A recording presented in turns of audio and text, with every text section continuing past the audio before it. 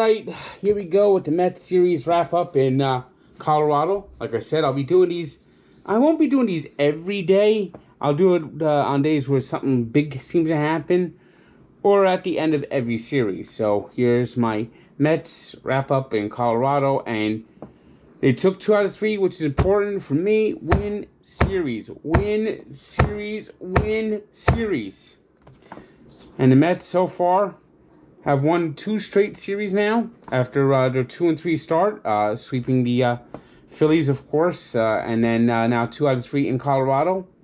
They've won 5 out of 6 and are 7-4 in first place, despite all this craziness going on with the weather, with COVID and stuff. Their pitching could not be any better right now. Their pitching is, and pitching does win championships. I mean, both DeGrom and Stroman have ERAs under 1.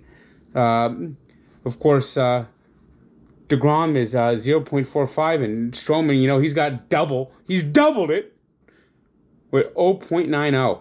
And Marcus-Stroman is a showman. I mean, 3-0 so far, and that crazy bounce play, throwing the ball to Pete Alonso. I mean, that was crazy. Taijuan Walker's pitched well. David Peterson was good in his last outing.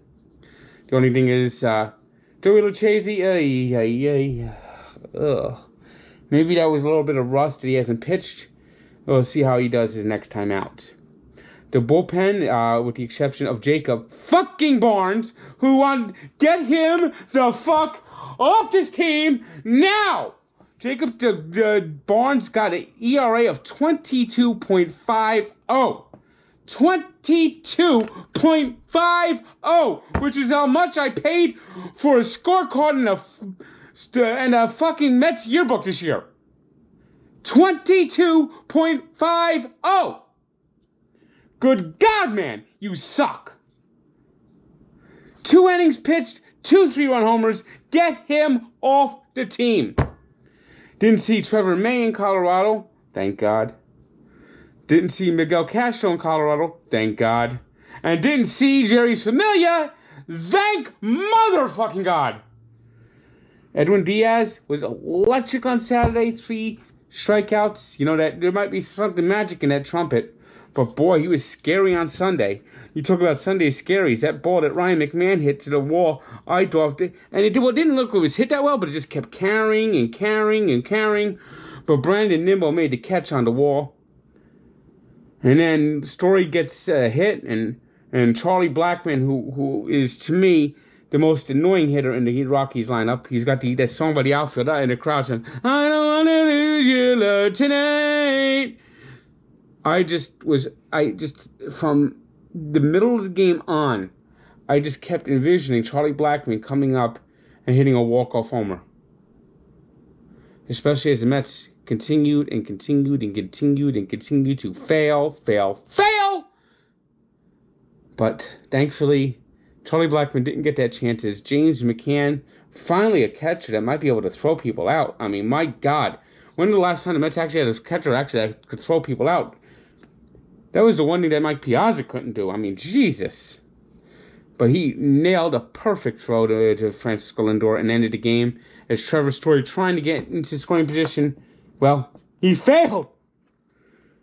And the Mets escape with a 2-1 win. Marcus-Stroman, terrific.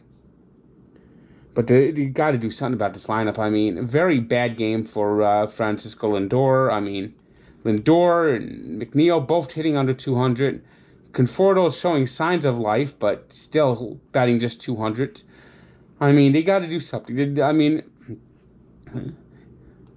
They got to get these bats awake. The team batting average right now is pretty pathetic. I mean, especially when they have runners in scoring position. I mean, they have 6 home runs. Wilson Ramos has 6 home runs by himself. So the power's not been there. The clutch hitting's not been there. I mean, Brandon Nimmo continues to get hits. He's batting .447. He's got an on-base percentage of .571, which is impressive. Louis Guillorme is another guy that's been hitting, but he doesn't get to play.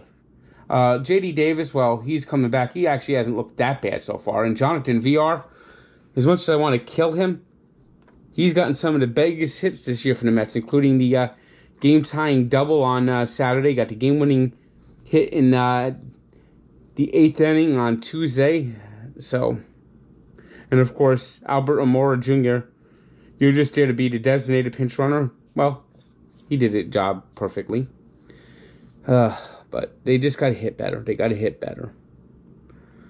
I mean, they're going to Chicago now, and there's, of course, snow in the forecast on Tuesday. I mean, what the fuck? It's only going to be April 20th. I mean, seriously. Can the Mets catch a friggin' break with the weather? Hopefully the Mets could go into Chicago and, again, take 2 out of 3 and just continue to keep the ball rolling. Or even do better, get a sweep, of course. But the key is to win series. Win series. Win series.